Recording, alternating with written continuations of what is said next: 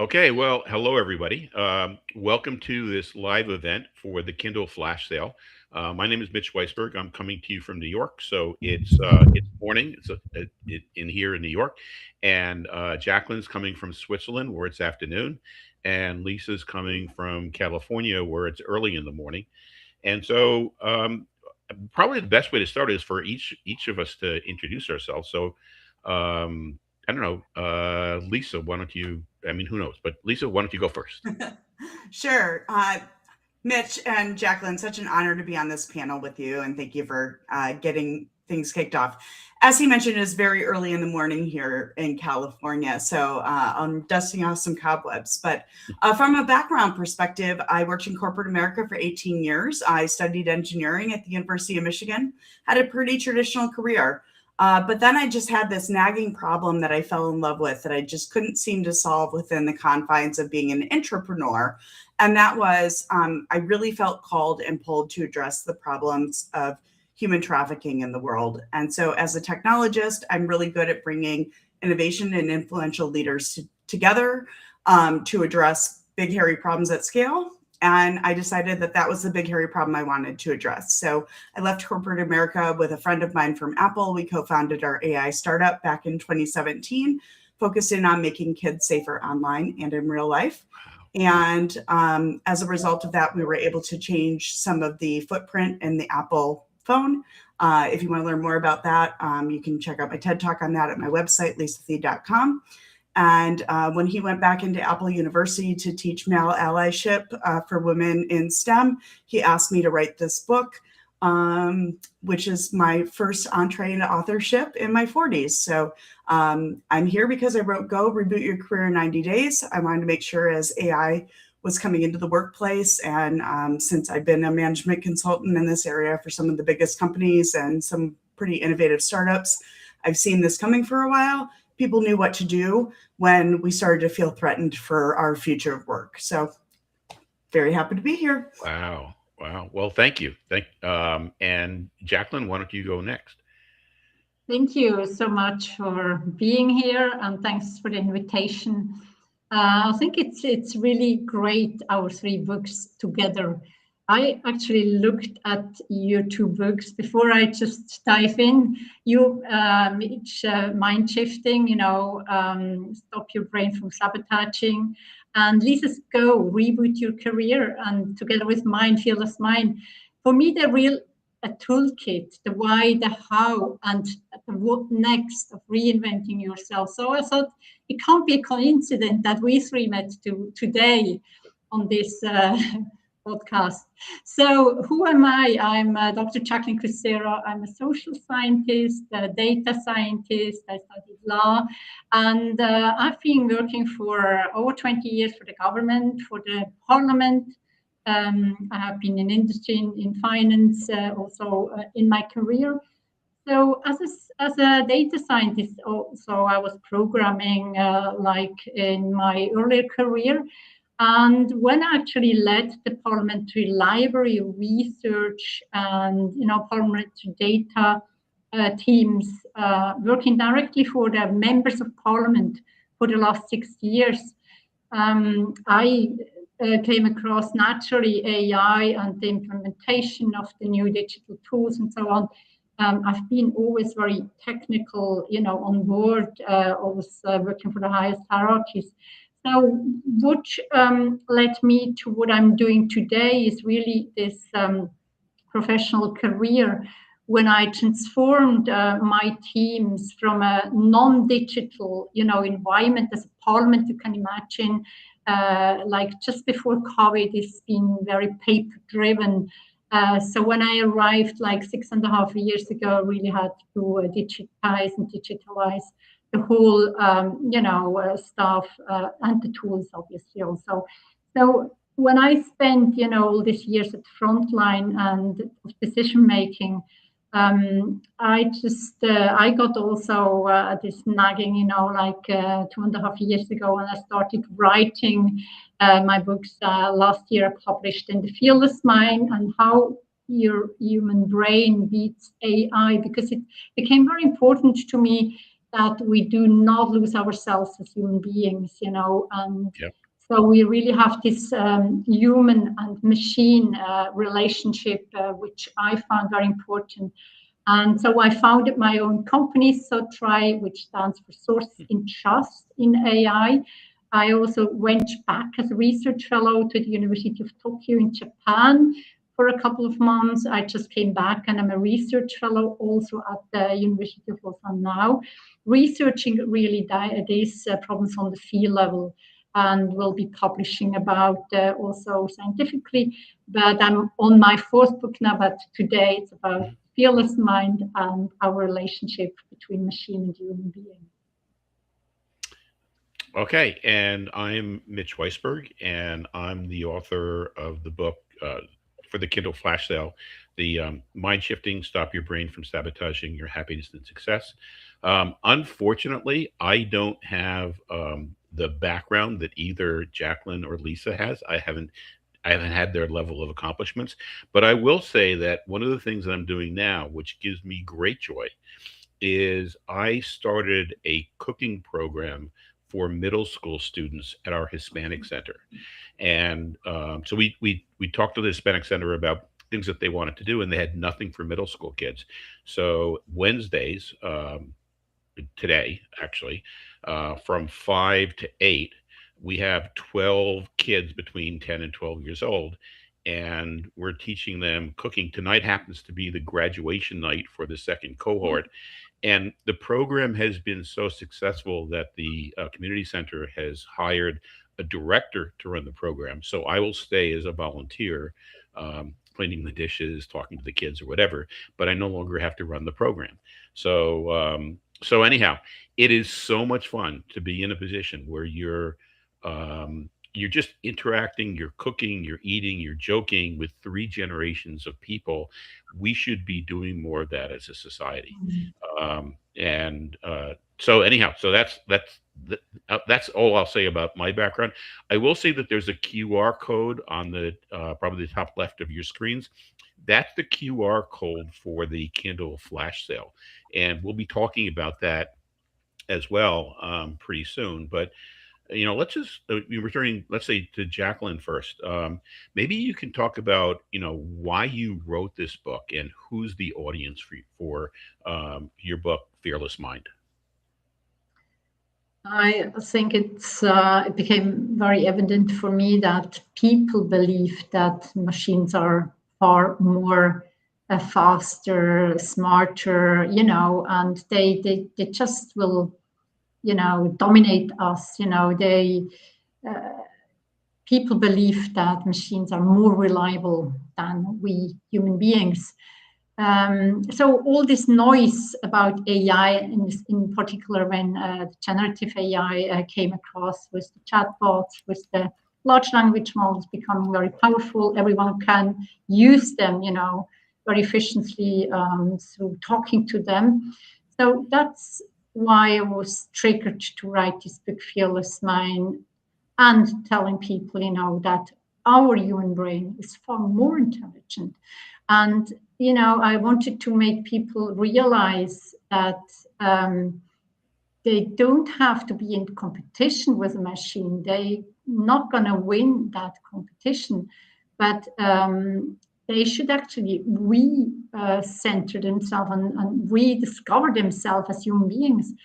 How fascinating, we are built, and we always have these new ideas, even though we can say that, and I know these machines and algorithms very well. I program them, I program agents, and so people should not believe that they matter less. They really should use the AI tools for their advantage, and they should also, just oversight. They should give in.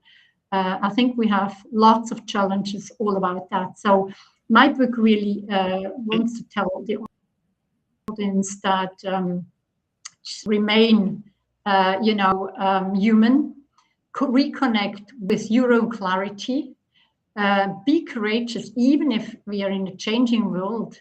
because in an age of algorithms and machine, the human is the one who is important. That's so important because so many of us are fearful of what AI is going to be doing from so many different directions, from the environment, from taking away our jobs, from uh, you know spreading false information around. And I think that what you've done in Fearless Mind is set out how we as humans can take control over what we can take control over. So I Mm. think that's so wonderful. Thank And you. Lisa, I'll just turn it to you then. Why did you write "Go Reboot Your Career in 90 Days," and what do you want people to get out of your book? Sure. As a tech elder, which I guess is how I define myself at this season of my career, 30 years in now. Oy vey, I can't believe I'm Yeah. saying that, but Wait a minute. Oy vey, you're from California. Like that's a New York expression. I'm sorry. You can't say oh, I think we go back probably on some common roots that are a little bit more historic than America. that. Yes, no, I grew up in Detroit, Michigan, and I teach for University of Michigan in Ann Arbor still for the engineering school there. Yeah, so my thought process here was this. I got into AI early. I got into it because I was working back in the tech industry when my children were young. I had been selling technology around and saw what was happening around personalized medicine and how AI was really saving the lives of cancer patients and some of the really cool ways we can do things with data to like find the pearls of wisdom in these oceans of information that are way too vast for any human to ever be able to process. And so, being an insider in tech, I was able to see applications that are just not publicly available for people to know and understand. And at that time, my kids were 2 and 3 years old, and I had seen the damages of human trafficking as an executive as I was traveling in a global role. I'd been to 36 countries before the age of 30. I'd seen it very firsthand. I always knew when I got to a place of power that I wanted to make sure that being a woman in tech with some authority, that I would use my voice to speak for women and children globally that didn't have one. So this book was a culmination of wanting to be a visible role model for women in STEM. I was born the year after women were allowed to have a credit card in America or even found a company. I'm a female founder who has raised capital and had a successful exit in AI back in 2017 before people were talking about AI and safety together. I am the head of the International AI Safety Commission for the Global Council for Responsible AI. And we are working across the globe to come up with the answers for helping legislatures understand how do we actually regulate some of this stuff and make sure that we have the right people in the room and the best thinkers in this space. And so having a book like this has allowed me to make sure that as these huge changes are happening in our society, both, in the academic sphere, in the work sphere, in the family structure, I've kind of always been tip of spear, maybe living about 5 years ahead of everyone else. So yeah, this book was making sure that I was sharing my wisdom because I found out I have an incurable disease and it wasn't clear I was going to be here by now. Wow. Luckily, I've been able to use the methods that AI does automatically to get a diagnosis, and now I'm on life-saving treatment. And this book is really my legacy of making sure that more people get to come along with this change. My co-founder of my startup, Hassan, asked me to write this book so he could bring it in-house to Apple to train all of Apple's employees, as he was the head of Apple University. He also wanted to bring it back to his home country in Bangladesh to teach more women, especially in Bangladesh and India, about stepping into their power as leaders in technology, the way he was able to help his brothers raise their standards of living. Unfortunately, he passed away the day after I signed my publishing contract with Fast Company, and that couldn't happen. And so I finished this book in his honor.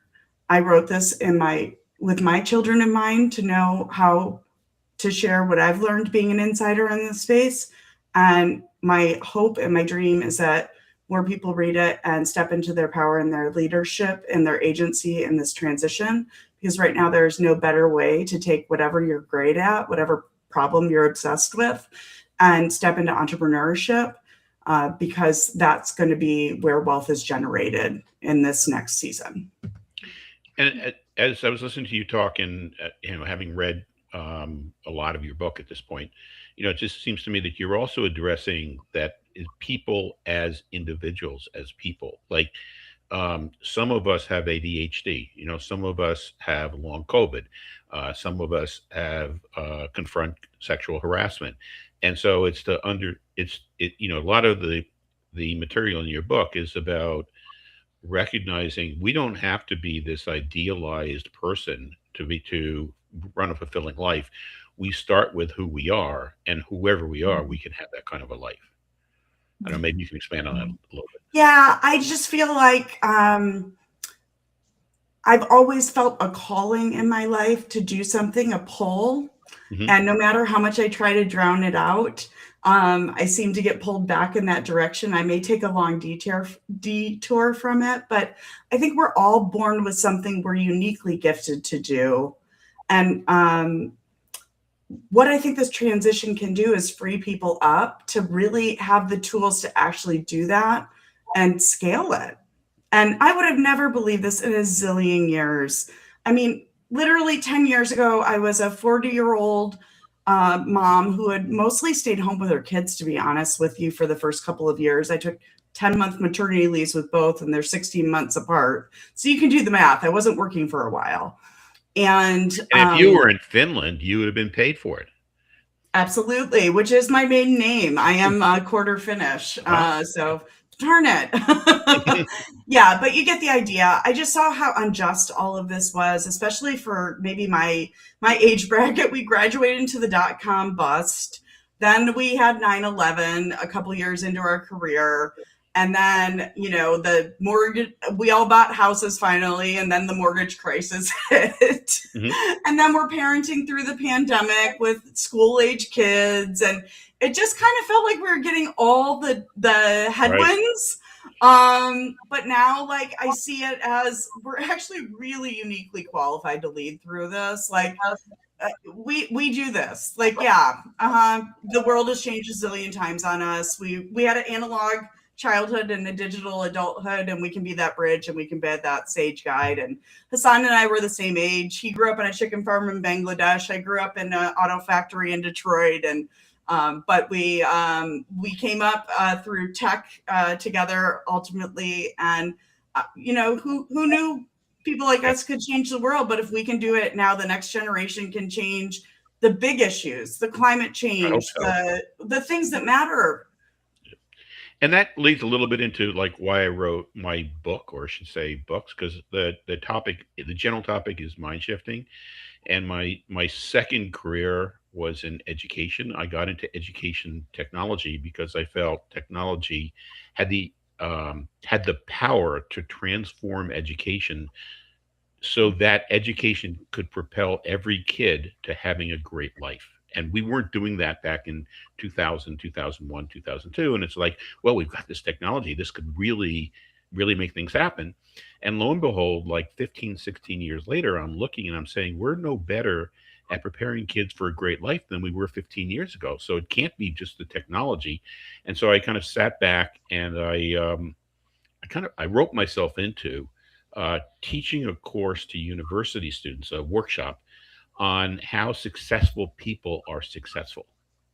And so of course, being an entrepreneur, it's like you say you're going to do something, you commit to it, and then you have the realization, like, Mitch, you have no idea how to do this. But I had 6 months. Okay, so I started researching, and like, I researched everything. I did, psychology, neuroscience, cognitive science, behavioral science, economics, decision making, corporate coaching,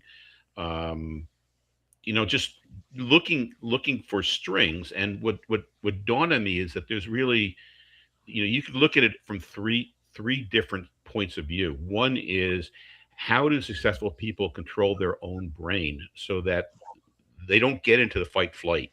Or when they do, they recover from it really fast. Two, how do they approach situations when the vast majority of things that we do don't work out? And our natural tendency as human beings is to judge and blame. It's the situation, it's the people, it's ourselves, whatever. But successful people take that information and they treat it as information that allows them to adjust and continue to move forward. So I call that resilience. And then the third part is whatever we do, we're going to be doing it with other people. And every once in a while, you're going to meet a person who doesn't do exactly what you want them to do. So, so in the rare event that might happen to you, also, it's like our natural tendencies of what to do with people is to steamroll them or reward them or punish them or try to convince them, and those tend not to work in the long term. But successful people enroll people enroll others and get them to want to move forward. So how do they do that? So the third part is on conflict and collaboration.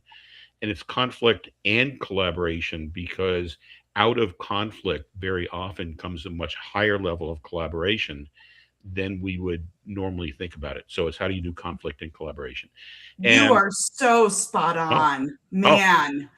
I just got the chance to lead a team through an activity on red lines for oh, some AI yep. safety Mhm. things. And boy, we were not able to skip the conflict stage. And I was cringing inside as the leader going, am I leading this right? But it was through the resolution that we got to an answer where everybody there was no disagree and commit in the room. It was Yep. actually like we actually co-created something that's better for it. So you Mitch, did I it. think Right. your voice is so Wow. important right now because we're getting so caught up in doing the same things we were doing faster, not thinking about are we doing the right Yep. things? And I think you're recalibrating Well, us thank to you. make sure that we are. I And so really like that. It there, resonates a lot with me, Mitch, what you just said, because I mean, we should actually disagree. We should yes, actually we should disagree. not Wait a put minute. You're frames. wrong. You're absolutely wrong. We should not disagree. No, I'm just kidding. Yeah, I mean, that's exactly the point, which for me, that's Yeah. transformation in the AI era. We need to be able to disagree without being punished. I mean, it resonates so clearly. And also the resilience factor you just described before, when you did this course, successful people, they get up, it's a stepping stone, it's Yep. just, they just move up again, because they learned something new. And I think if we all have a look at life like that, it's not a defeat. It's really actually we going forward to the next success. Because if the door closes, there's going to be another one which is going to be open. And we've already learned more for being prepared for opening this one. I really And like what you're saying. Working with these people is so important. And I think we should do more about that. And one of the things that's exciting to me in meeting with both of you is that that's really the crux of both of your books. Also, the fearless mind and go reboot your career. You're dealing with changing our attitudes so that we can be resourceful, we can be resilient, and we can work with others. And that's what both of you talk about in your books. And when I started writing my book, I didn't know how the ending was going to go. Hmm. I started writing my book in 2021 when I was very sick, like bedridden sick. Like I was writing because I couldn't stay out of bed for more than about 2 hours at a time for a calendar year. Mm-hmm. I went Wow. deaf. Wow. I had all sorts of scary symptoms that nobody could explain to me. Told to make end of life plans in 2022 for 7 days before they changed their mind. So when I say I really didn't know how this was going to turn out, those skills that you're talking about are hard earned in my case. This I'll is not bet. my first reboot. This is probably my fourth. And what's crazy is now when I was putting AI and safety together in the same sentence a decade ago, everybody looked at me like I was a little bit of a wackadoodle. Like, Hmm. maybe I was the conspiracy theorist versus what was scaling on the internet as an insider that I knew about. And now everybody understands the urgency of the moment, at least at some gut level, that things have changed. There is an awareness now. I think there's a receptiveness. And I'm so excited to find out that you live in Switzerland, Jacqueline, because I will be there in both September for the UN and for November for the Swiss AI Summit, and potentially connecting with Parliament there. So I think our paths are very crossing for a reason.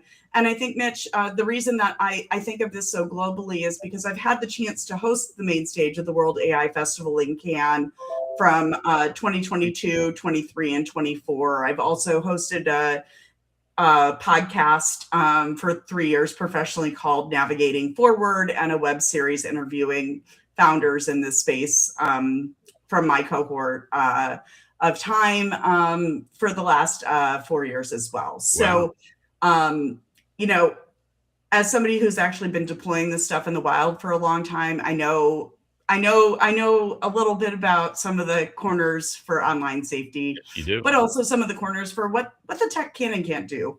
And I think you guys are highlighting those really important strengths and actually reflecting more of the Eastern philosophies of AI and what's going to happen with this transition, which is actually a lot of optimism.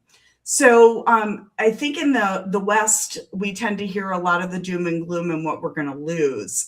But from an Eastern front, because they tend to be just structured differently as a society with different prioritizations of values, they're seeing ways to get better healthcare, better food distribution, better opportunities to their people. You know, this is going to scale a lot of people away from, like, bring them into a place where they can have access to opportunity that was maybe never available before.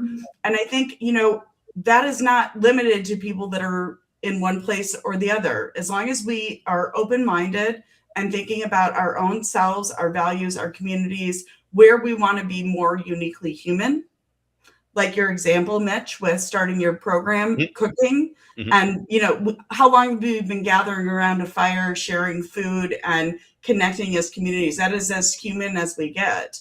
You know, perhaps we can partner with the machines to reclaim some of our discretionary energy and be more uniquely human again. We're so lonely. And Jacqueline, I want to go to you, Jacqueline, because as Lisa, as you're talking, you're bringing up all, you know, so many areas where humans and AI, you know, can transform the world. And Jacqueline, you have so many examples of that in your book. Maybe you can, would you mind talking about something, you know, an example?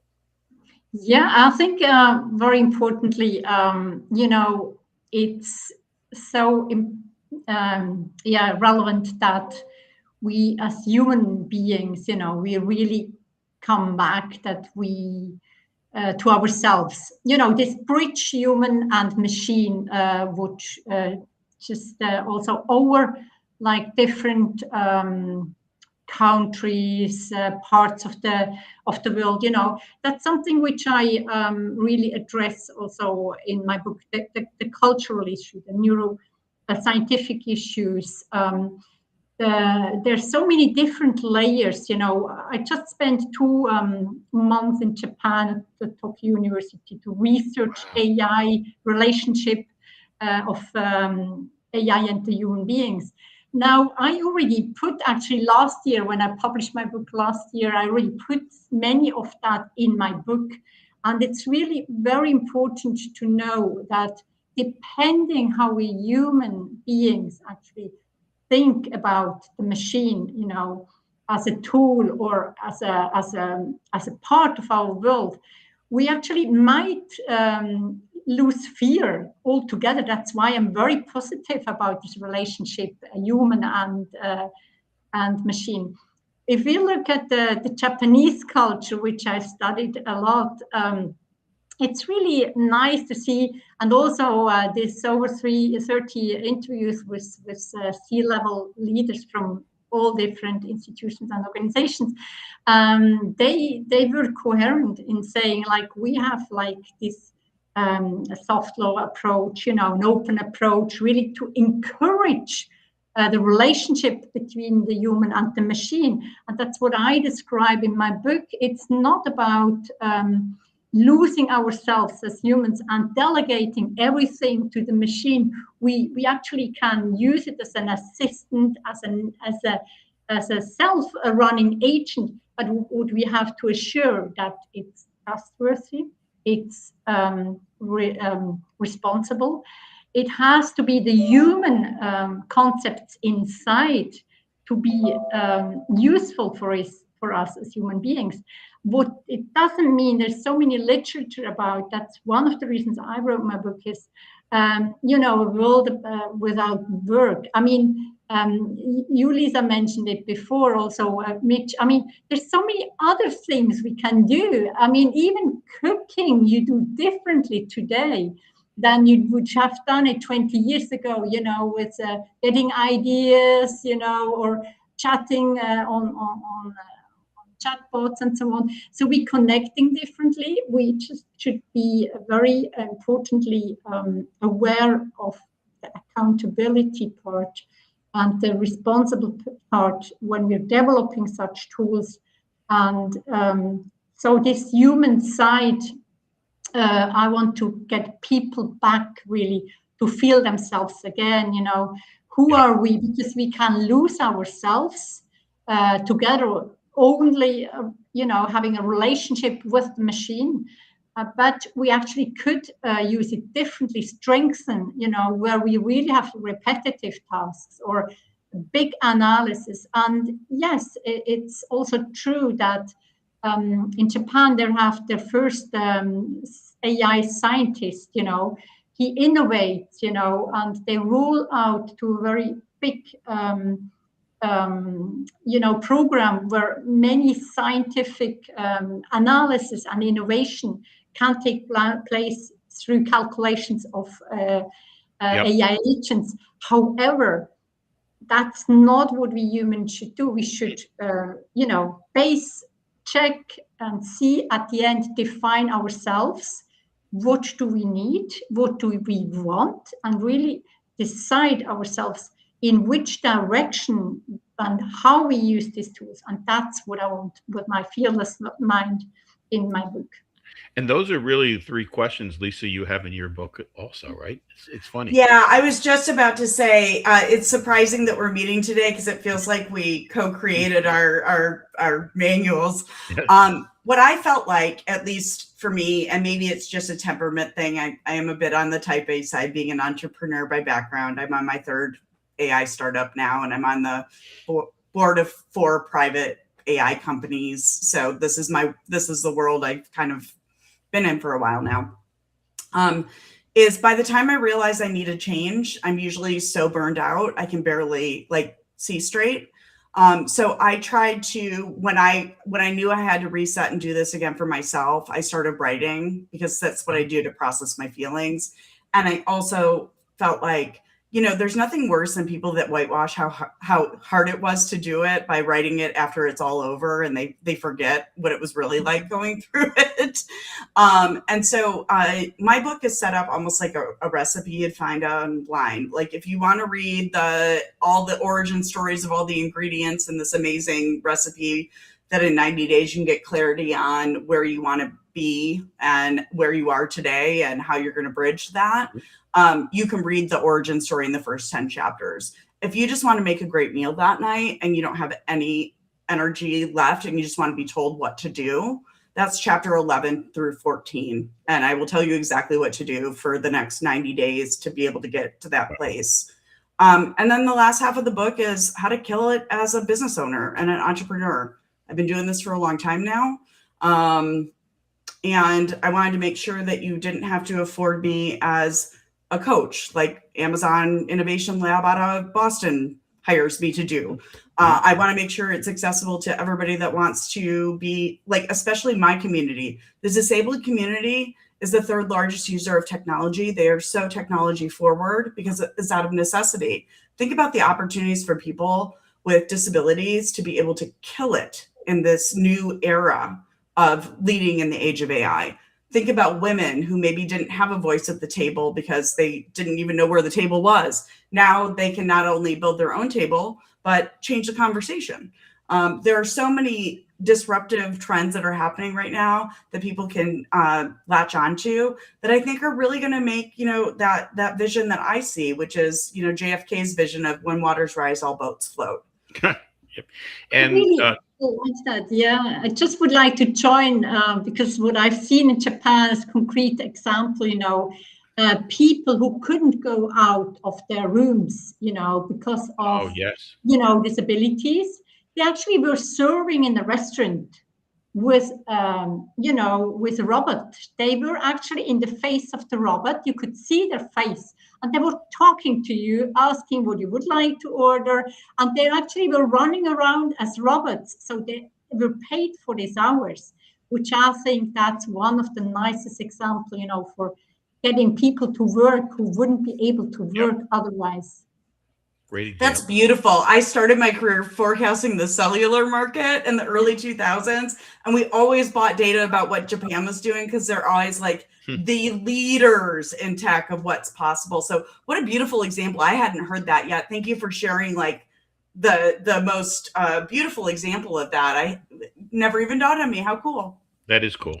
And so people could, you can pick up our books, or all of our books are on Amazon, and our books plus 30 other books are available from this the QR code on the top of your screen, which is the Kindle Flash Sale.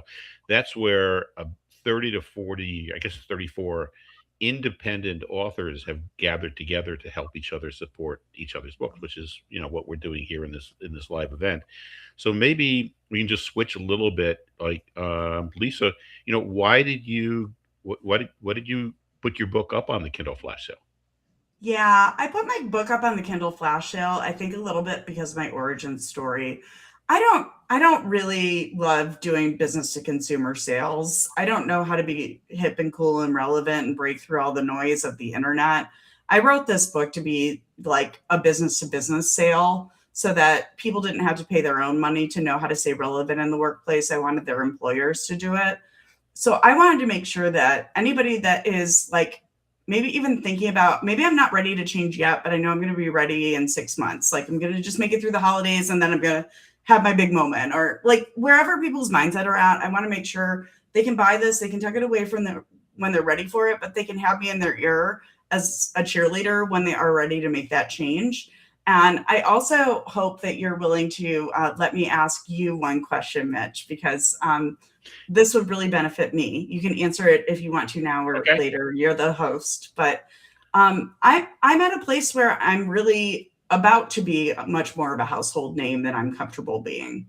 I finally accepted that that's going to be part of my life if I'm going to complete my mission, which is being a visible role model for this next generation. I'm not sure we're going to figure all this stuff out in my generation. I'm not there, but I have a lot of faith in these millennials and Gen Zs. I think they're going to figure some stuff out we never did.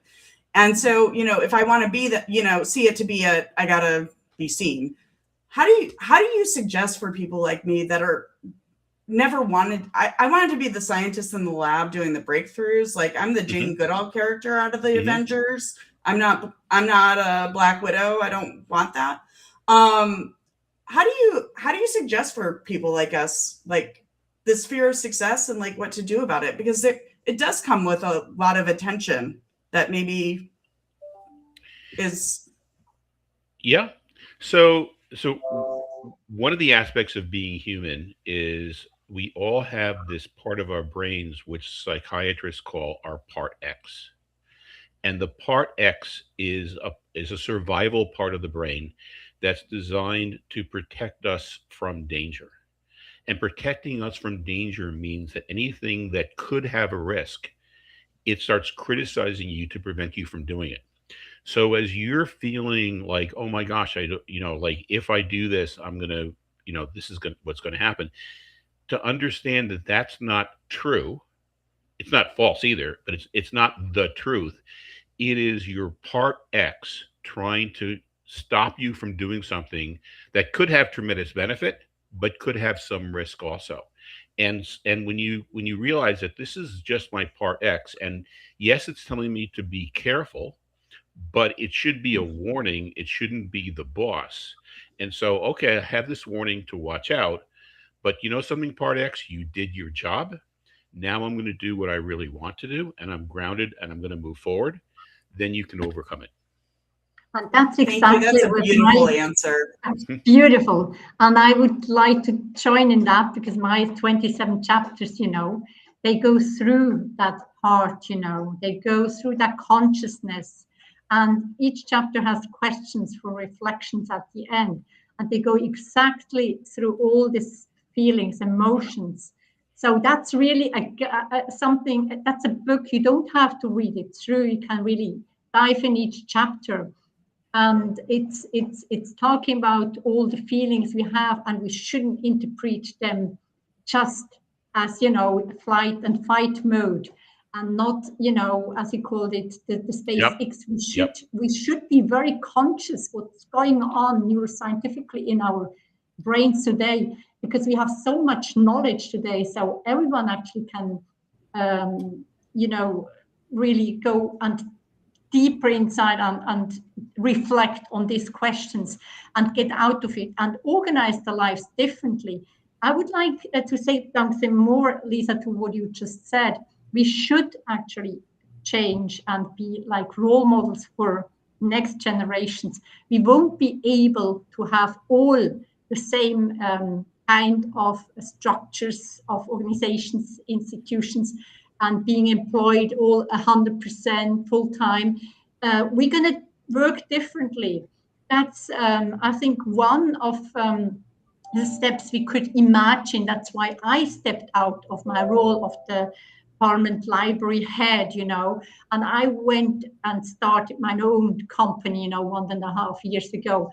And that's why I'm a research fellow again, at the University of Lausanne, just to be a role model. And I am like an ambassador, for women empowerment, because I think women, they tend to go back a step, and say, no, I won't be able to do that. But I think we can be role models, women and men, for women and men, and like reorganizing. I really loved also what Mitch was saying because of this class. I think that's such a wonderful thing to have cooking classes becoming more concrete again, and not just behind our screens on whatever digital exchanges It was we are. one of the things that was really interesting about the cooking class is that at the very first session for this cohort, we had them break into two people. They had three questions to ask each other, and then they had to describe the answers that the other person gave. Like, what do you like to eat? What do you don't like to eat? Things, questions like that. They couldn't ask each other the questions. There's 12 kids in the class. Only two of them actually got through the three questions. The other ones just sat there and did nothing. And that's how people are being socialized into society today. But I will say the class was 2.5 hours. By the end of the class, they couldn't stop talking to each other. And so, like, we can break through that, right? Yeah, But exactly. it was so fascinating watching that. That's something I did with my teams, transform the teams and prepare them for the AI era. It's exactly that. I told them like 6 years ago, it's, if you are in this room on a team meeting, everyone is going to speak. And I mean, you could imagine in the beginning, they wouldn't speak because the others, they would not let them, or they were too scared to say a word. Right. At the end, because they feared whatever they feared, socially constrained. And at the end, we all were like, talking. I always wanted everyone was expressing themselves, because that's something we have to come back, feel ourselves again, being conscious what we actually own and what we do not own. Do you mind if I share a little bit more about what motivates me in this space? Because I'm feeling a little brave for once based on what you said, Mitch, and I think I'm just going to take a risk I wouldn't usually take. Go for it. I mentioned a little earlier, I signed a book deal for my second and third book. And I'd like to talk a little bit about what my third book's going to be because it's a natural evolution of this book. I wrote this book for the audience of, the business side of things. But my third book is really my family origin story and why I'm passionate about this. So I am a direct descendant of two concentration camp survivors from the Holocaust. And my mission to save women and children from modern day slavery and human trafficking is completely informed by my grandparents' experiences. And I have used my AI for good hat at a multinational tech company a decade ago as an AI founder myself with a successful exit, as a management consultant for companies like Meta and Microsoft and the digital crimes units there. I'm pretty well known in the industry for what I do. And I've always been very scared to be seen because in my family, being hidden is being safe. And in this era, I think for a lot of generations, privacy is something that is not something you protect or something you even worry about. But I was raised in an era that it was.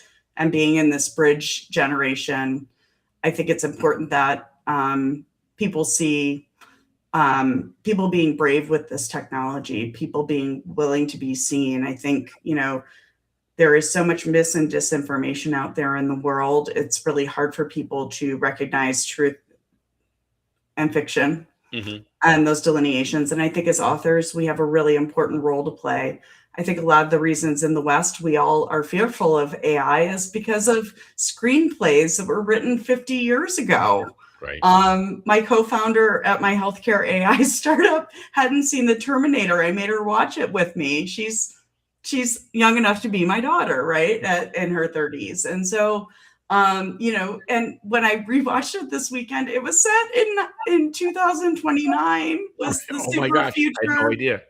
I had no idea till I rewatched it as well, right? As the creatives, as the artists, we are casting a vision of what the future can look like and what we can all aspire to get to.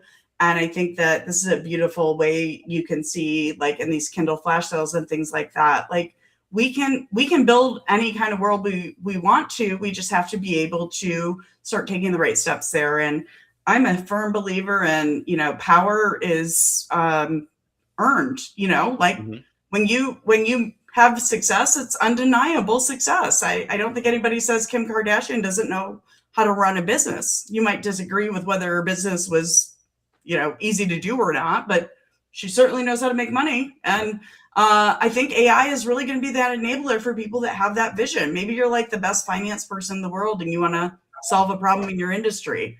Boom, add AI, you can do it. Like we're at a really cool inflection point. Yeah, I look at both of you and look at you as beacons of where we should be heading and really the role models that we all should be following. So thank you. Thank you. And Dr. Jackie, do you feel the exact same way of like when you made these choices, you were committing career suicide like 5 years ago or whatever, and everybody looked at you like you were nuts? When I left corporate America, my mom told me that I didn't need any childcare anymore because I didn't have a job. I'm like, Mom, I'm the CEO of a software company. What are you talking about? Like, it's just such a mindset shift for a lot of us, maybe on the older side. Yeah, and that's very important to be role models, because if I can give the audience one last thing, it's really our greatest strength as human beings is not the knowledge, it's humanity, and we can reinvent ourselves every single day. It is what makes us uniquely human. So I'm looking at the time and I'm thinking maybe it would be a good time, I guess, because we all are part of the Kindle Flash Sale. Is there one other book that you'd like to recommend or more? And I'll just say that from my standpoint, I'm thoroughly enjoying reading both, the Fearless Mind book, yours, Jacqueline, and Go Redesign Your Career reboot your career in 90 days. Here's Lisa. And because, I figured, okay, so I should add another one. There's another book by Lisa Ryan, Smart Run, which is aligning AI automation. I'm sorry, Smart Plant. Sorry, Smart Plant. Um, Aligning AI automation and people, and it's really about um, how systems can be aligned with people and how people can be aligned with systems. And I thought that was a really insightful book. I don't know, Lisa, why don't you? Yes, I do have a recommendation. Now, this one is personal to me, so take it with a grain of salt. But my area of expertise is broadly AI, but certainly not healthcare. And so I was really excited to find one book on my Kindle that I'm really bad at Kindle, so I'm trying to get to the front page to tell you the title.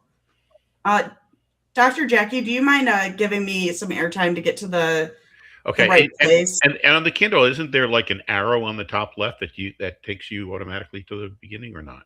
Oh, thank you. Yes, here we are. Okay, wonderful. So the book that I'm enjoying right now is Clarity by Design, comprehensive checklists in medical communication, because I am now the co-founder of a healthcare startup and I need to figure out how to build the right AI. And so having somebody that has made every medical checklist on the planet easily available to me and I don't have to think about it is like the best gift I could be given. So I want to say thank you And to the author? Kelly Schrank, the author, and you guys can get it for 99 cents too. Okay. I would like to really promote the book of Robbie. Launch your book, because I would like to see far more people on this Kindle Flash sales. I think it's such a good initiative from Robbie, and I'm really so happy that we all can be here. So yeah, I would really promote this book again. I suspect that all of us have read Robbie Samuel's Launch Your Book, and kind of use it as, okay, so I should be doing this now. I should be doing that now. So great recommendation. I mean, he is so organized, right? Yeah, like, yes, I'm so impressed by what he puts together. It's really cool. Okay, and one final thought. Jacqueline, how about you? What's your final thought that you'd like to leave people with? I would like to leave them with a line from my book. Don't try to out-compete. Remember who you are. Stay the pilot. And lead with awareness, trust, and accountability. That is your fearless mind. Oh, that's beautiful. And Lisa? I'm going to end with a quote by my favorite person, which is Oprah Winfrey. Luck is the intersection of opportunity and preparedness. And so I encourage you all to focus on your preparedness. I think this Kindle Flash Sale gives you a lot of places to source from, so that when the right opportunities present itself, you can consider yourself lucky. Okay, so now you've heard it. You can go to the QR code and look up our books and 31 other books that are on sale for 99 cents. It's buy all of them. I mean, for $34, you're going to get all of these books, and as a bonus, buying all 34 books, probably Jeff Bezos is going to be able to afford a cup of coffee now. So you'll be able to help Jeff. So this is Mitch Weisburgh signing off. Jacqueline, Lisa, thank you so much for this great conversation, and we'll definitely keep in touch. So looking forward to talking to you in the future. And everybody else, have a great rest of the day, and root for either Argentina or Spain in the World Cup, because one of them is probably going to win. Thank you so much. Thank you, everyone. This is such a pleasure. Okay, bye.